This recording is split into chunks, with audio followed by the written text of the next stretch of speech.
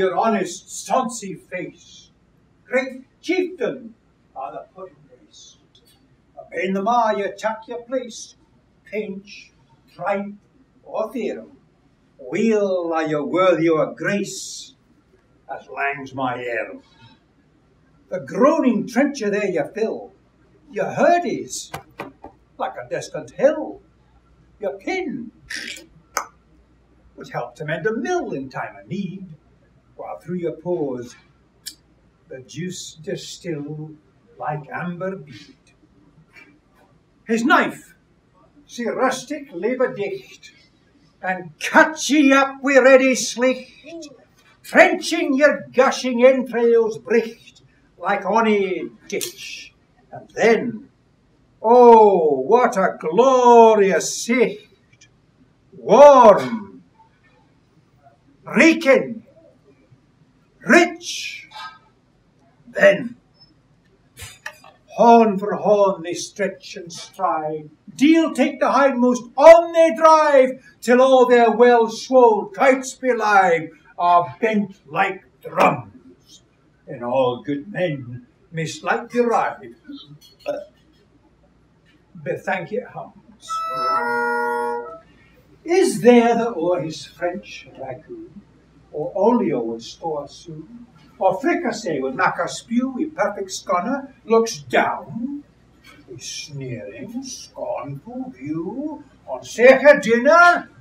Fair devil, see him on his trash, as feckless as a winnowed rash, his shameful shank a good whiplash, his knave a knit, through bloody flood and field to dash. Och, how unfit!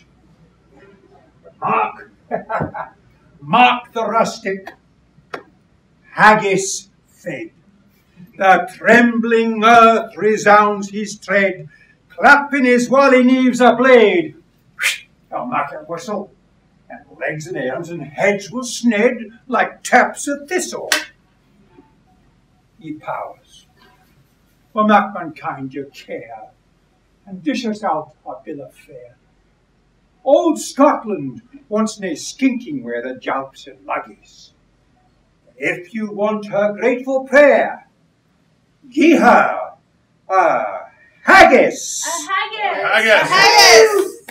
Ladies and gentlemen, join me in a toast to Scotland's greatest sausage. Won't you now?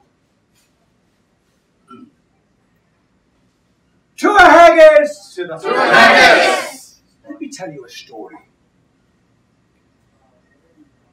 Much to his mum and dad's dismay, Horace ate himself one day. He didn't stop to say his grace, he just sat down and ate his face. We can't have this, his dad declared. If that lad's ate, he should be shared. But even as he spoke, he saw Horace eating more and more. First his legs and then his thighs, his arms, his neck, his cheek, his eyes. Stop him, someone, mother cried. Those eyeballs would be better fried. But all too late, for he was done. And he was starting on his foolish child, his father mourned. You could have deep-fried that with prawns, some butter and some tartar sauce. But H was on his second course. His liver and his lights and lung, his arms, his neck, his cheek, his tongue. To think I raised him from the cot, and now he's going to scoff the lot. His mother wept. What shall we do? What's left won't even make a stew. And as she cried, her son was seen to eat his heart, his neck, his spleen, and there he lay, a boy no more, just a stomach on the floor. Nonetheless, since it was his, they ate it. That's what haggis is. Yay! Can I tell you one more story? Can I have one more? Yes, please. Yes. Aye. This is the tale of Sandy McSpartan, whose pride and joy was his fine kilt of time. To tell you the truth, if as yet you don't know it. Sandy McSpartan wore nothing below it.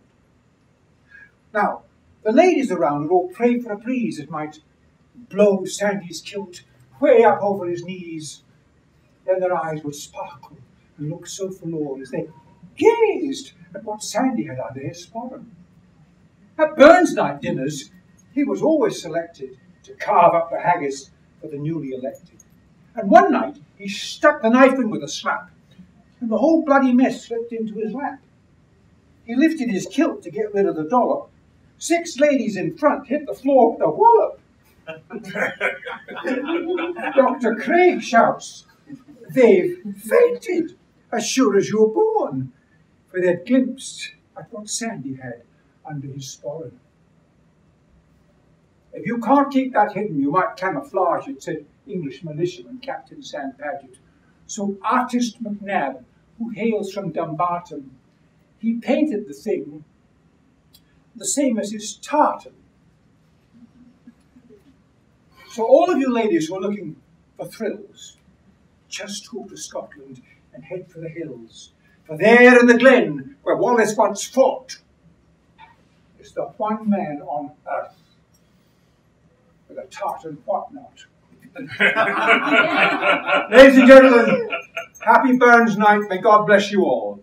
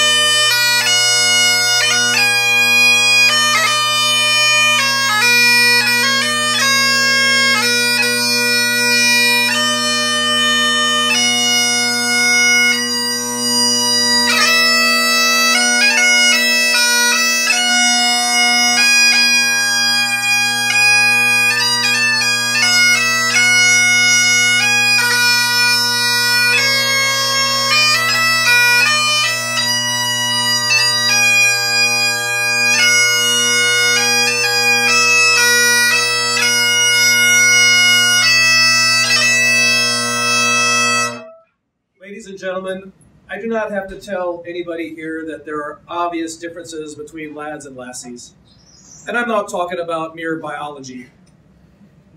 As a child growing up, I went to elementary school in states as different as Minnesota, Virginia, Massachusetts, and Illinois. And one thing in common with every one of those elementary schools is that lads and lassies ward, not too unlike Highland clans. But over time, as changes would come, the warfare became less overt. And over time, we laddies would succumb to the charms of the lassies. But this was their master trap, because then the lassies came up with a plan that was more devious than anything that ever came up on any playground: the honeydew list. Our lives without the lassies would be very, very empty indeed. They want the very best for us. Our lassies push us to be better. Our lassies push us laddies to be the person that our dogs think we are. Our life would just be a lot more poor without them in our corner. So ladies and gentlemen, be upstanding as I propose a toast to the lassies. The lassies. Good evening, lassies and laddies, one and all. It was with great surprise and honor that I answered the evening's call. In honor of dear Burns, I'd like to have the word on behalf of all the lassies here tonight. To my dear, sweet laddies, no need to squirm or fret, though I have no doubt about it, what I say may make you sweat. I won't strike upon your egos, fragile as they are, for us devoted lassies. Well, in our lives, you are the star. We love your youthful vigor to each occasion when you rise. We lassies know you'll finish first, but we'll react with no surprise. And when rising is the issue, you can always count on whiskey. For we know this gold elixir, well, it makes you rather frisky. You may whine and roll your eyes on the time we lassies keep you waiting, but need you remind you it's really much better than dating. To us, size truly doesn't matter, except when it comes to your massive hearts. We lassies are forgiving when it comes to other parts. After all, a see and do, though small, can be quite effective. Anyway, have I mentioned, we love that you're protective. We adore your strength and honor, the way you move through life with pride. We lassies too are proud to stand beside you at your side. See, it's not all bad. I told you not to fret. But then again, I have to say, we're not done with you yet. We can always count on laddies to fix even that which isn't broken. And your lassie won't mention to a professional she's spoken. We may tell you, oh, don't worry, dear, it's fine. And that's when we thank our lucky stars. God gave us lassies wine.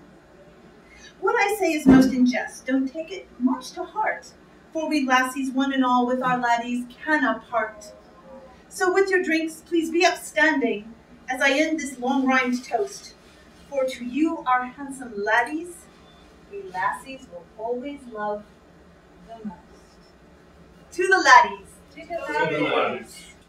Thank you, Stephen, Rebecca, Adams. We greatly appreciate your participation. And thank you, Tam and Brian, for joining us. We have Simon Nackroyd, our regular haggis bearer here at the Tam O'Shanter. Dr. Ken Nish, drum major for the LA Scots Pipe Band. Dr. Neil McLeod, our poet of 41 years. Gary Carr, member of the St. Andrew Society of Los Angeles. And also Doug Brown. And also we have Diana and Michael McFarland.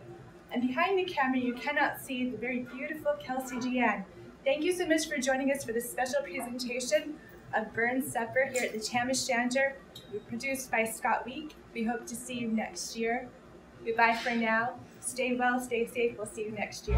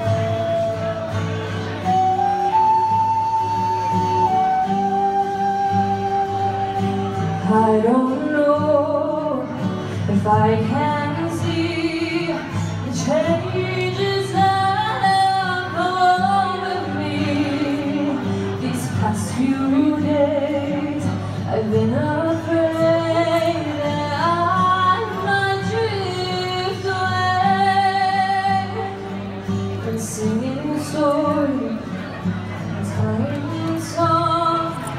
Make me think about where I come from, and that's the reason why I may seem so far away today.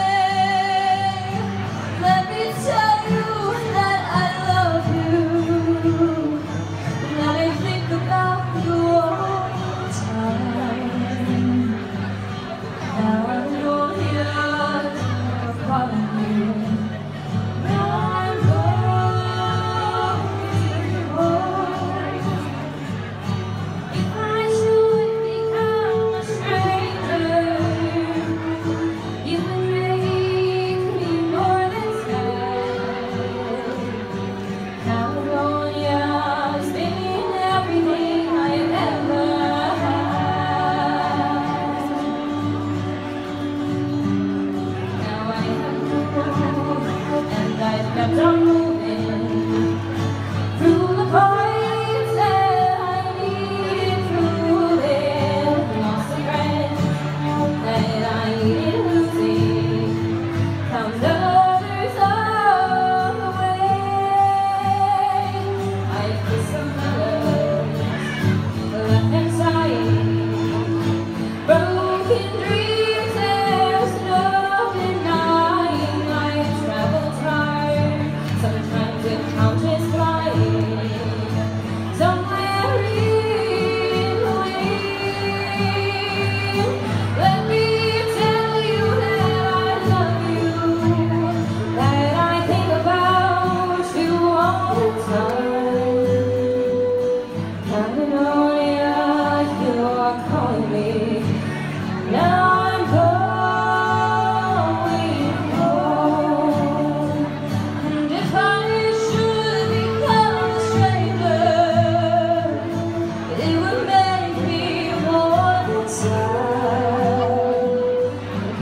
Catalonia's been everything I've ever had. I'm sitting here before the fire, empty room, the forest fire. The flames have cooled, they don't get any higher. They win another gone. I'm steady thinking, my way is clear. Now I'll know what I'll do tomorrow when hands have shaken, kisses flown. I will disappear. Let me tell you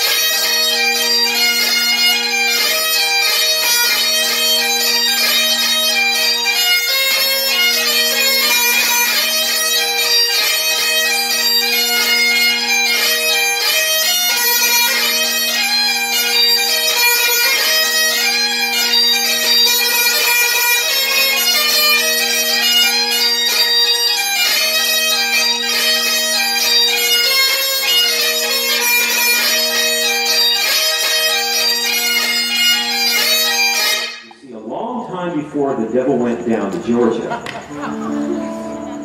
the devil went down to Galway. 1, 2, 1, 2, 3, and...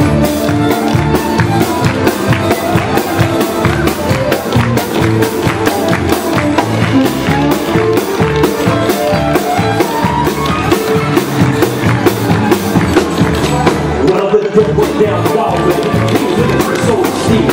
He was in the box at the great time that the real big deal. When he came across this young man, saw him on the field, he made his eye. The devil jumped up on Jim's head. He said, boy, I'm going to tell you what. Now, I bet you didn't know it, but I'm a fiddle player too. So if you care to take the dare off and bet with you, if you play pretty good fiddle, boy, give the devil his due. I'll bet this good as can. Yes, your soul, I think I'm better than you. Well, the boy said my name's Vito, and it might be a sin, but I'll take that bet door and friend I best there's ever been. So be around up your own and play a little hard.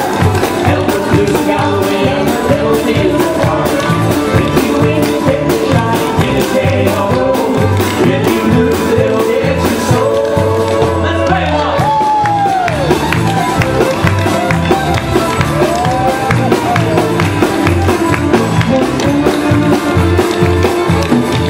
Well, then the devil opened up his face and said, I'll stop this show. Buy a blue and sing a Tennessee Robert and his bow. He threw that dough across the strings of his paid eagle hits. And Liam Lewis, he joined in and it all just went like this.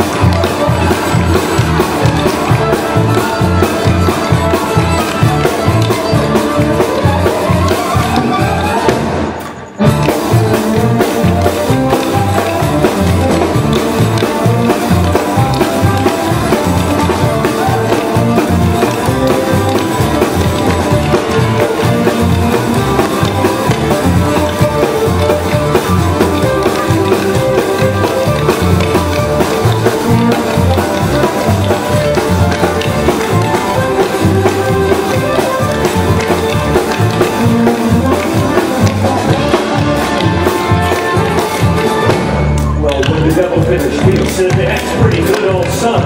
Let's sit down on that bar stool and let me show you how it's done. He played back in the house, running boys, there in the house, the rising sun.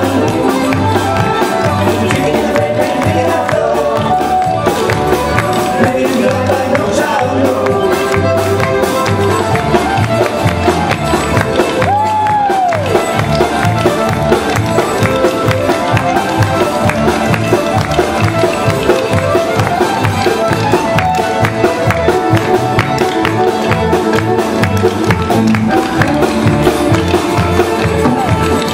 Well, the devil bowed his head because he knew that he'd been beat. And he pulled that icy Guinness thing on the ground at Vito's feet. Vito said, hey, devil, just come on back if you ever want to try again.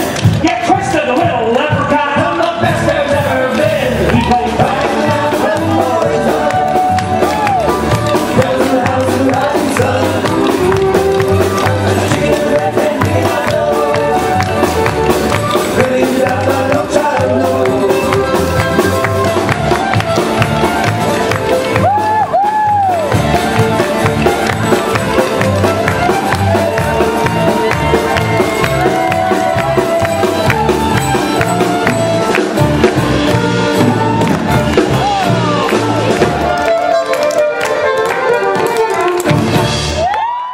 Ladies and gentlemen, from the Tam O'Shanter in Los Angeles, California, from our land to your land, Scotland the Brave!